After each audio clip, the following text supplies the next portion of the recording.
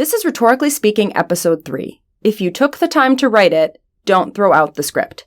It's not going to end well.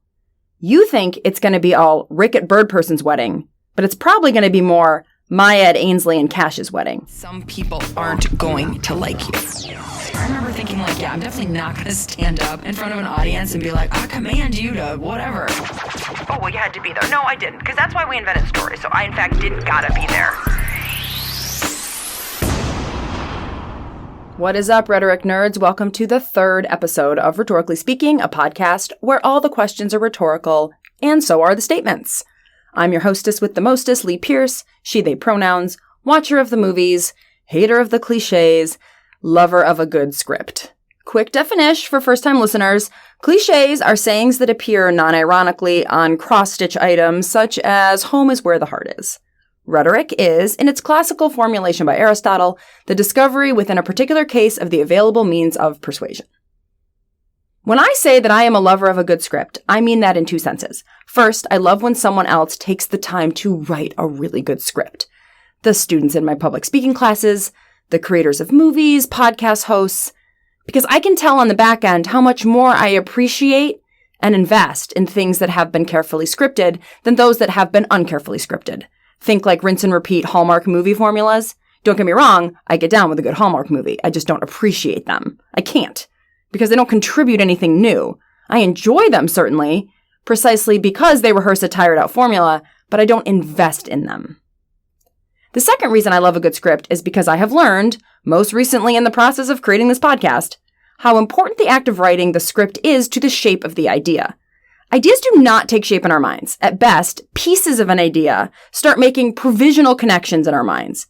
In my mind, I can formulate a few intriguing thoughts about scripts, make a connection to scenes from Rick and Morty and Hulu's reboot of the British rom-com 4 Weddings and a Funeral, and could, maybe from that set of brain notes, probably put together a reasonably coherent episode.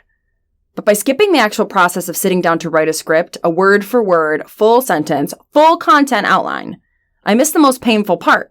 And the most painful part is where the idea gets elevated. We think the point of writing a script when we're giving a speech or recording a podcast or whatever is so we don't mess up the final product. That's not true. We can mess up just fine. It's fine to mess up. I mess up all the time. No one cares. We plan a script because without it, the ideas are only barely hatched in our head. They remain at best second best ideas if they go directly from your head through your mouth to your audience's ears. We have this romanticized notion that manuscript speaking, that's speaking from a script, is less authentic than impromptu speaking, impromptu meaning like off the top of your head. Hence the throwing out the script cliche that we see everywhere. One of my favorite websites, TV Tropes, in fact, has an entry for throwing out the script. Here's what they say about it. Whatever the case, you decide to get started, and you realize that despite all the work that has gone into this speech, those aren't the words you need to say. Those aren't the words your audience needs to hear. You push away, or maybe crumple or tear your notes, and you speak from the heart. I'm going to tell you right now that the only words waiting for you in your heart are cliches. TV Tropes references an episode of Rick and Morty, where Rick is giving a speech at the wedding of his best friend, who is for some reason named Bird Person. What's unique about this particular scene, like a lot of these scenes, is that it is self-referential about the act of throwing out the script. It draws attention to itself using the trope. Rick stands up to give his toast, he pulls out a script from his pocket, and the audience sees that the script says, hi everybody, I'm Rick. You know, when I first met Bird Person, he was... Then in parentheses, the script says, trail off, crumple up notes, ad-lib. At that point, Rick delivers a fluid, high-minded speech about the vicissitudes of love and marriage that ends abruptly and uncharacteristically in generic wedding well wishes. Hi everybody, I'm Rick. You know, when I first met Bird Person, he was, listen, I'm not the nicest guy in the universe, because I'm the smartest, and being nice is something stupid people do to hedge their bets.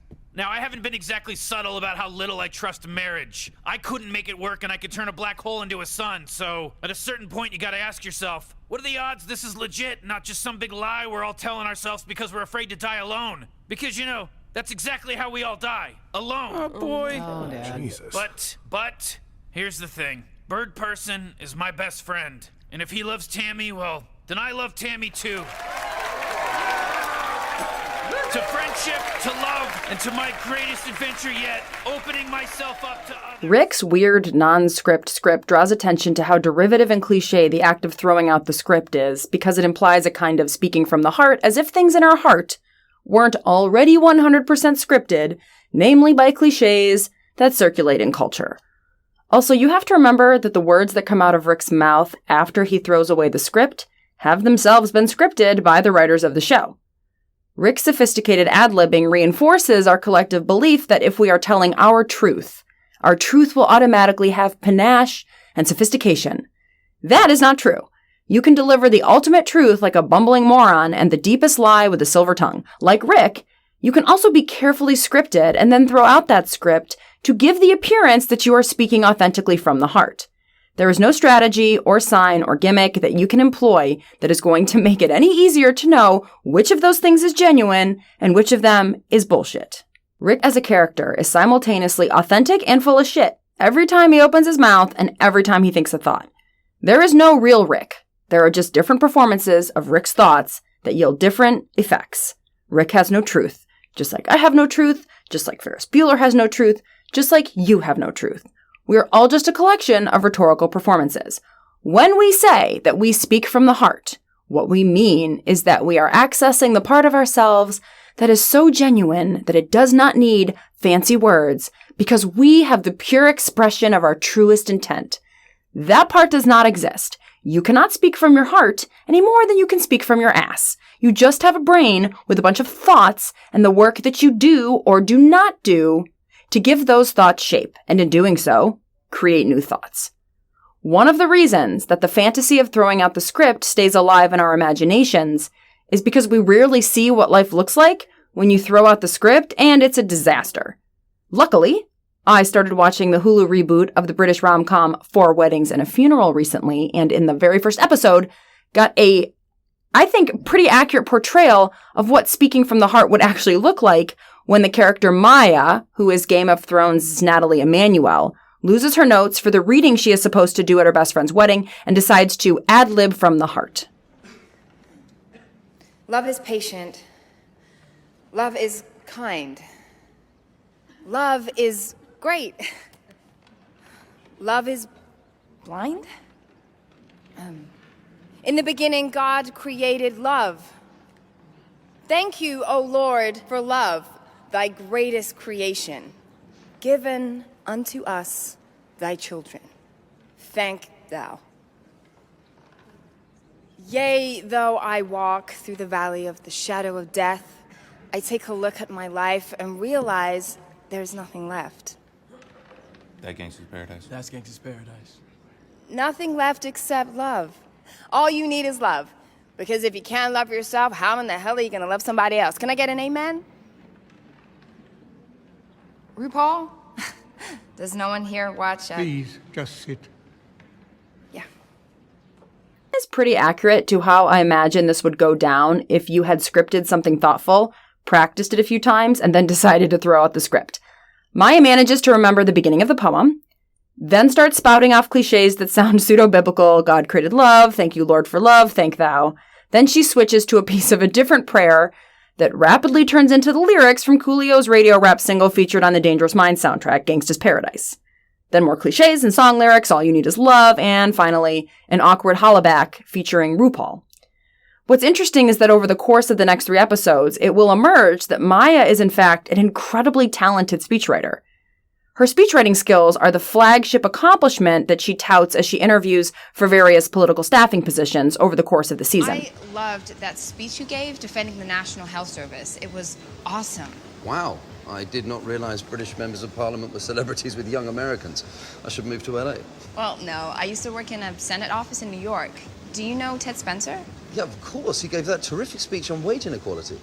Well, I guess you're a fan of me, too. I wrote that. You serious? Yeah. That is incredibly impressive. It's a pleasure to meet you. Maya is a much better example for what throwing out the script looks like in practice than Rick. Unlike Rick, whose impossible contradiction of carelessness and eloquence would only ever work in fiction, Maya could be a real person. Despite being a person who is gifted at speechwriting, likely has a wider range of expression than the average person, and is immersed in various formats for putting together a speech, When left to ad-lib and speak from the heart, she immediately falls back on cliches and pop culture references. Why? Because if there is a true, genuine self, it is that. A person whose mind is occupied by movie quotes and song lyrics and phrases like live, laugh, love that are available for purchase in any home goods store across America. That is why I do not want you ad-libbing or riffing it, or above all else, speaking from the heart. The heart is where your most greeting card word choices lie. It's where all of your potentially brilliant and insightful ideas get covered over by your limited range of expression. I don't say that as an insult. I just mean that considering how many languages there are and have been throughout history, we are working with a remarkably tiny set of options for expressing ourselves. You know what's way better than speaking from the heart? Taking the time to thoughtfully craft what you plan to say. Put that shit that's in your heart down on paper. Look at it. If it's a cliche, which it will be, throw it out. Be in pain because thinking is hard, then dig for a better thought. I'll tell you what, I script this podcast. I probably recorded a dozen episodes from a paragraph of notes, thinking I just wing it. You'll never hear those episodes because they are hot garbage. And I'm pretty good at this. I can tell when someone has taken the time to script and when they have not. The former is always better, provided that they can deliver it without sounding scripted. That's an episode for another day.